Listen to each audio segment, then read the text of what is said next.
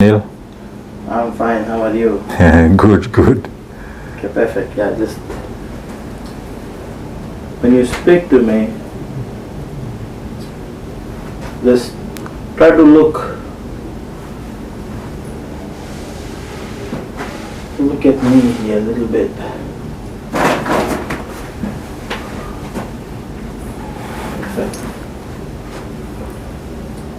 Okay, so can you say your name, please? Yes, Apaitia Seru. Okay, and what do you do? I am a solicitor by profession. I'm a lawyer. You're a lawyer. Okay, so how long you've been practicing? Since 1982. Really? So you've been a lawyer all this time, or you used to do something else? Yes, before becoming a lawyer, I was a police officer. Really? So how long did you do that for? 1961 to 1970. 1961 to 1970? Yes. Okay. I went in as a cadet with 4 other cadets, so we went through the system. Okay. So you are Fijian? I'm a Fijian, yes. Okay. So let's talk about like the lifestyle. Are you from a village, or do you live in the city? You have a family? Or? Yes, my village is in Kandavu. The name of the village is Lawaki. There are about 75 or more villages in Kandavu. One of them is mine, Lawaki. So how far is it from Suva? Kandavu is about 50 miles south of Suva. So it's about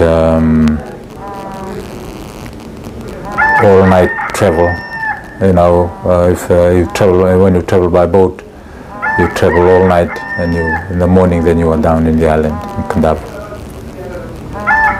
But you have a phone coming? Yeah. I heard that. Who was that?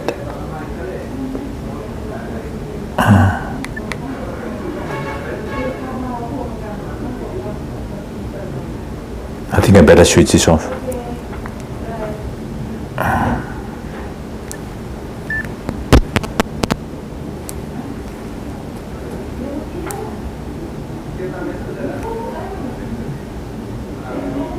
That's okay. Sorry. Okay. Now, so how did you manage to get educated? I mean, being a Fijian living in Kandavu, when were you born? I mean, back then. I mean, I was born in 1936, and then I grew up in the village. And you went to high school, middle school? And then I went to the village school. From the village school, I went to the intermediate school. And then from the intermediate school, I passed my secondary to Queen Victoria School, which is the secondary school for Fijians in Viti level. That's when I traveled across from the island to Suva and then to Queen Victoria School. And that was in 1951. And I remained in the school system till 1956. And I graduated in my last year, having passed my New Zealand University entrance examination. We call it then UE. So back then there was a school fee, or did you got scholarship, or how did you manage to stay in school? A very good question, because my family was poor. So when I went to the intermediate school from the village school, my school fee there was paid by the province. Who's that? Kandavu province itself. The provincial council paid. And then when I came to Queen Victoria School on the mainland to go to secondary school, I also won a scholarship from the province.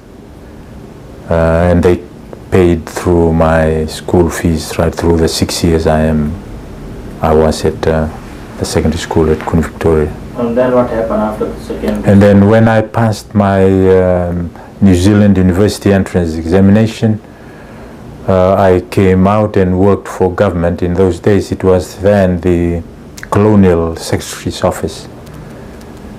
I started there as a class 3 clerk. And then when I was there was an advertisement in the Fijian affairs for cadet officers. So I joined that. I came across, having spent 1 year with the Colonial Secretary's office, I came to the Fijian affairs. And I remained there for another 3 or 4 years. In 1960, when there was an advertisement about cadet officers in the police force. What do you mean by cadet? What do you do? A cadet is not a normal, you don't go in through as a constable and then you graduated up as a corporal and a sergeant and then you become an officer and an inspector. We went in directly as cadet inspectorate officers, as officers, rather than constables. And why is that? Oh, it was a special scheme to attract educated people into the force, into the police force. So, and then what happened? And then I was picked as one of the 5 people. We went through the training in the police. The cadet scheme was for 3 years because it was a commissioner of police cadet scheme. Our training was to be for 3 years before we can then be allocated substantial posts. After 2 years of training, because in training we had to start right from the beginning. We went to do the beat with the constables.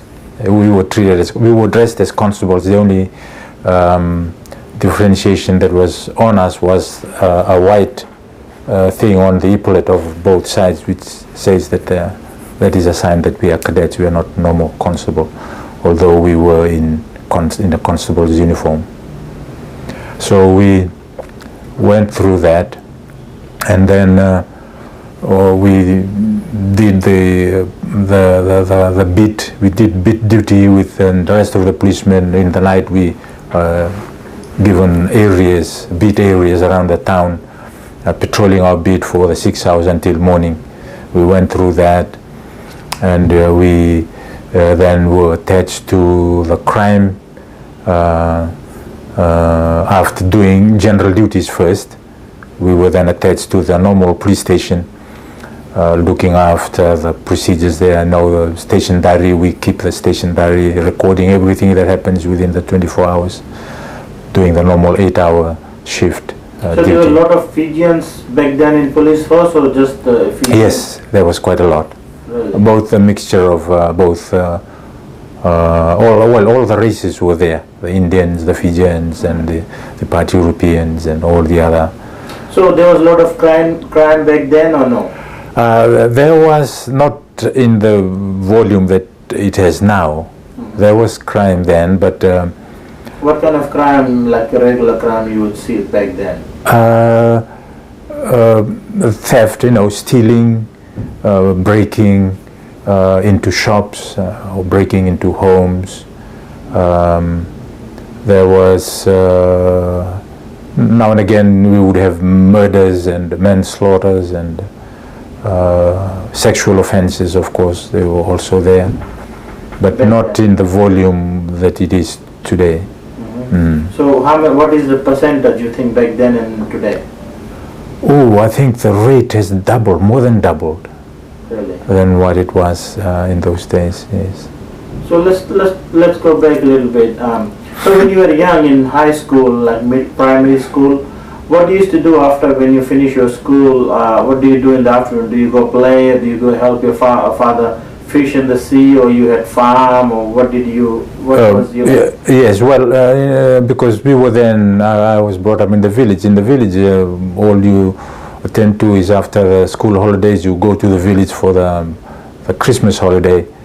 That's what happens. You just go back home and be with mom and dad, and then do the normal a village life and the chores. You get up in the morning, you have your cup of tea, whatever you have for breakfast, and then you are out to the bush planting whatever you want to do, or you want to go to the sea and fish. And then coming home about 3, 4 o'clock, and then the meal is done. And then, because in those days there is no electricity in the village, you see, so you make sure that you have your meal when the sun is still on. Because if there's no kerosene, that's what you do. You make sure that you have your meal before dark. Then after that, of course, you just go to sleep and wait till the next morning, and it's the same routine again. So your father, what he used to do? Well, my dad, he is one of the chiefs of the village. He's the chiefly clan in the village, and my father belongs to that. So we used to look after a lot of people coming in and discussing things, social things that needs to be done and attended to. But I lost him when I was 11, so I missed out on that one. Yeah. So how many brothers and sisters you have? I have 1, 2, 3. Now alive, 3 brothers, 1 sister, and myself. I'm the last in the family. So one died when he came back from the war, from the Solomons. He had some sickness after that, and then he died. Now, so all your brothers and sisters are educated, or just you? No, we were all educated actually. The eldest brother, who is still living in the village, he was also a policeman. He ended up as a sergeant in the police force in those days, then he left when he finished. And then the sister that is the only sister we had, she finished off at the village school and got married. But my brother above me, the one that is above me, also went through the same schooling system I did. He also went to secondary school in Queen Victoria School. So, like, if you are a member or like a family or clan of a chief, you guys get to go to school. But if you are not, then you don't have very much chance back then, huh? No.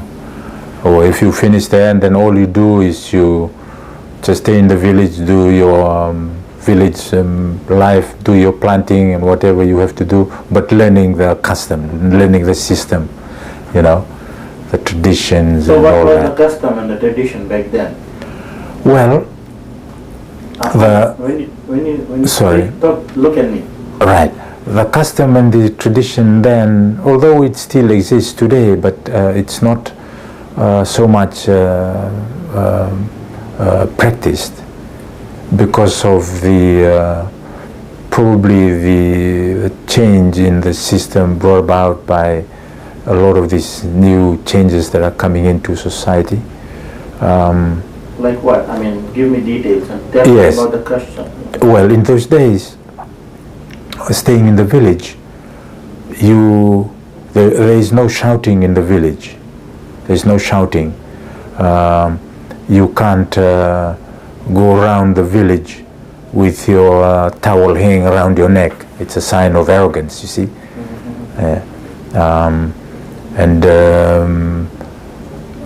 Because everyone in the village is interrelated, we make sure that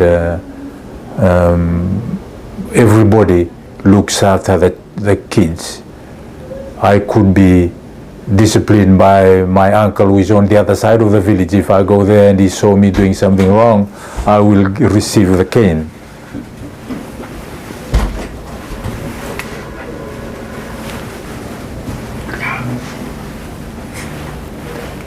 Otherwise, I will receive the cane, and that's what happens in the village, and that doesn't happen now.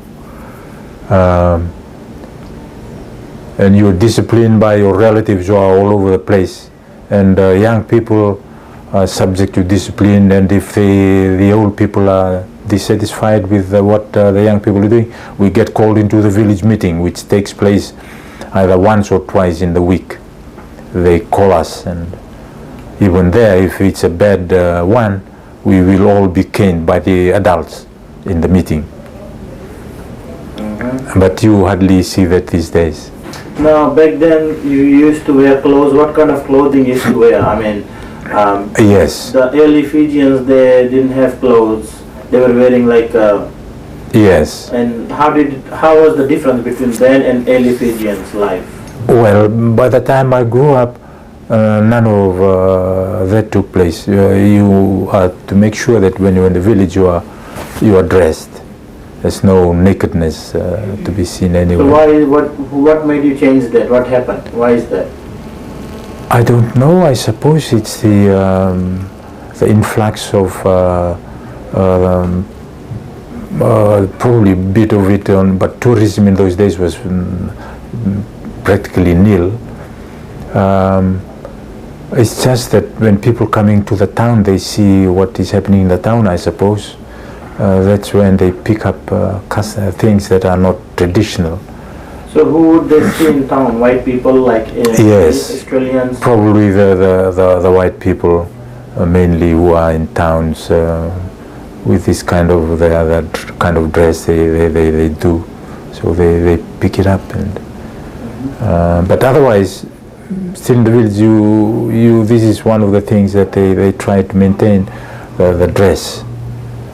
That you remain dressed, you are properly dressed, unless you're going to the bush. Now, what about religion? What religion you used to follow before, and how did? Well, religion then in my village there was the Methodist. Only the Methodist religion was there. There was a Catholic station at the bay, at the entrance of the bay. We lived in a bay. We are right at the back of the bay, and at the mouth of the bay there was a Catholic station.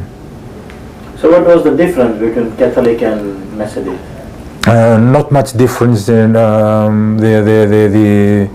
the difference that we do is that because we go to church on the Sunday, they did theirs I think on the Saturday. They did theirs on the Saturday, and then by the time we go to church on the Sunday, they are already working in their plantations. That's I think one of the differences. So okay, so let's come a little forward here. So let's say, this is the life before the independence of Fiji.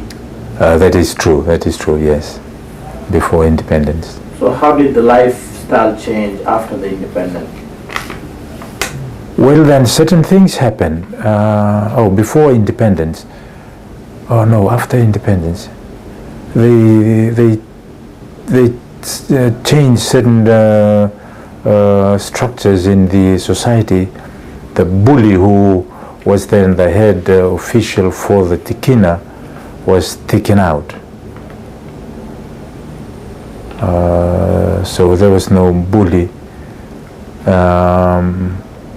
Although there was a Turangani Koro who was also looking after the village, that function suffered as well, because when the bully disappeared, there was nothing very much for the Turangani Koro apart from looking after the village, because there are certain things that come down through the administration from the bully to the Turangani Koro. What is bully?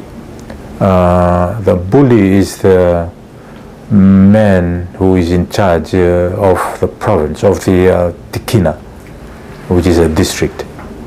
For example, from where I come from, the bully is the bully for the district, which is Nakasaleka in my case. There are about 4, 5, 6, 7, about 11, 12 villages. And the bully is the administrative head. But in those villages there is only the traditional chief remains, but he is more or less the administrative chief for the administration, the government administration.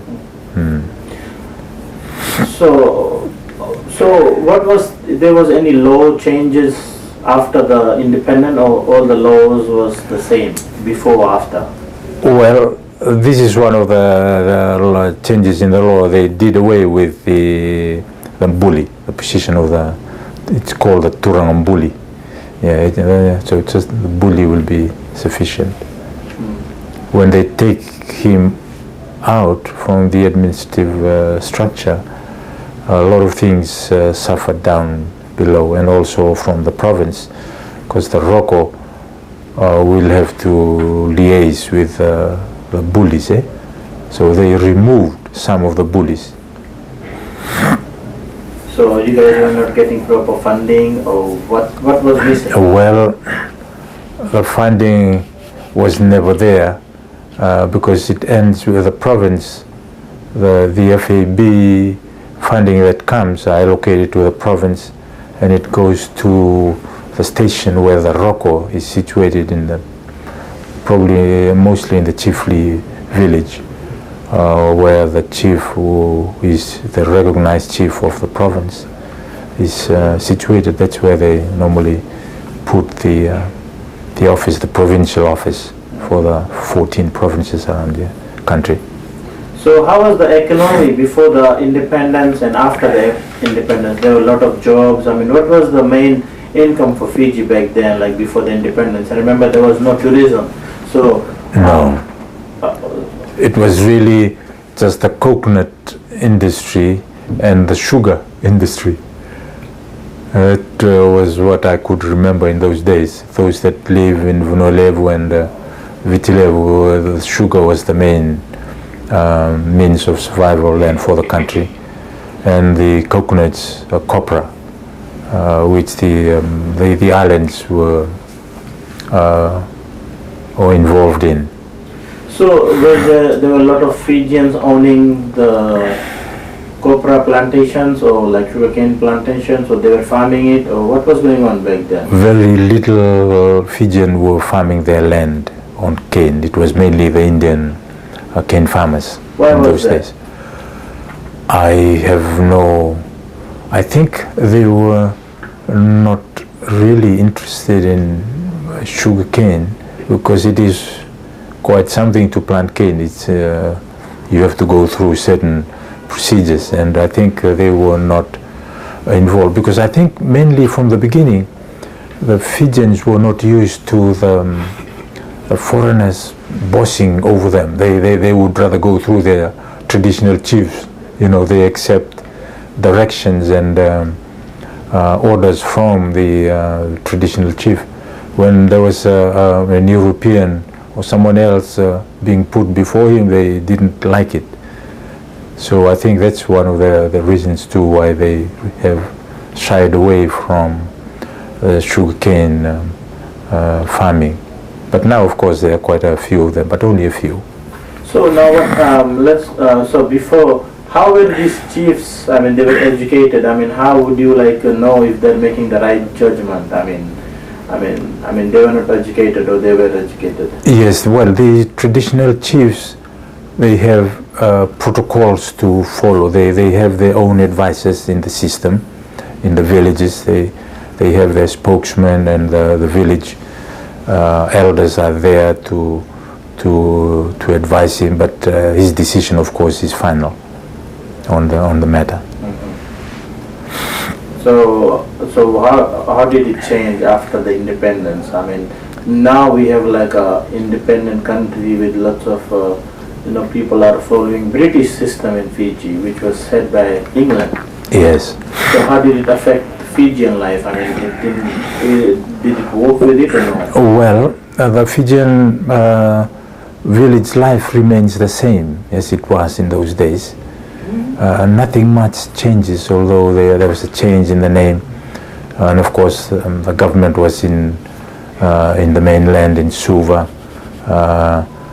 But those of us that live in the island, we do not know very much of the day-to-day running of government, so we live irrespective of whether the government was watching over us or not, because we were able to plant our own food and do whatever you like for your existence, on a daily basis. So it has never, even to this day, the life in the village is still the same, not very much. Although a few have managed to put up a village shop, I suppose, with some of the finances that they've got. So they run a village shop in the village. So there is a lot of land that are owned by Fijians, and there was some like freehold lands. Back then was same or was still different? What happened with that land over there? Well, of course, after Fiji was ceded to Great Britain in 1874, there was there were a lot of claims by the then traders in Fiji, because there were certain dealings in land by the chiefs in those days, and that's how some of the freehold land have now come about, because of that, because of the land being purchased by the traders, mainly the Europeans in those days. And so an inquiry was done. It was I think it was called a land commission. A commission was set up to inquire into land claims, and so there were reports made by the tribunal in those days, reporting on what they found. Some of the claims were rejected, some were approved. Okay, so how many percent of land is owned by Fijians today, and how many is freehold? It's about 90%, 91% is Fijian land, and about 8% is freehold, or little here, because they are government owns a little bit of land as well, which is called crown lease in those days, or state lease now. But freehold is quite small. So let's talk about the development of Fiji. Before the city was small, and to drive the economy, basically there was sugarcane farming and copra farming. Yes. So those things helped develop Fiji what it is today. Yes, and of course the tourism came in the 80s and the 90s, and then there's a lot of hotels and were built on traditional beaches and lands where the tourism industry then began to grow. So let's talk about the present. So how many percent of the Fijians, they're getting educated now? How many percent, they're getting educated now than before? What do you think? There's a lot of educated Fijians now, and before it was very few. That is true. There's a lot of educated Fijians now, but of course, getting into the business is quite difficult, because you need finances for that. That's where we need a lot of assistance. Although we own most of the resources, timber, land, and the fishing grounds, but there is nothing to show that we are prospering. Although the prosperity is there in the form of timber and land and fish, we don't seem to have that. So that's part of the problem that we have now. It's finding the funding to develop the resources. Now, so you think Fijian businessmen are really good at managing money, or if they get the funding, they can really do good business? Well, we're beginning to learn now how to do this thing, to run businesses. But I still think we need more assistance from our Indian brothers, who are in business there, because they know how to do these things. And if we could receive some assistance there, yeah, we need. So how is the difference between Indians, the cultural difference, and then the Fijians? Why? I mean, what's the difference? Well, I think the Indians' sort of existence is based on the individual, your family, and whereas in the Fijian concept, you are moving in your tribe, in your family, the wider family, so that there are traditional things that you can run away from with a bigger family, your village, or even your tikina and the province. You are tied to tradition in those things, and so you find that even if you are doing well in your business, the drain that comes from the financial demands from the wider family will see you go down, you see. Whereas from your side, from the Indian side, it's good. You're concentrating on your family, and that's it. So you have the advantage there. So I mean, this is one of the different cultural lives. Yes, for India that we've got. Yes. So you cannot break your tradition. I mean, do you think some people did that or they don't? It will take time to break away. I think those that are already successful in the little business that they are doing, they are beginning to get away from that, and that's why they are successful in the little businesses they are doing, and they are moving on. They refuse to be tied to the traditional ties that normally binds us. And if there's a demand, financial demand from the province, and you get stuck in there. So I mean, how many percent of Fijians are getting educated today than before? I mean, how many percent do you think? Well, education now is really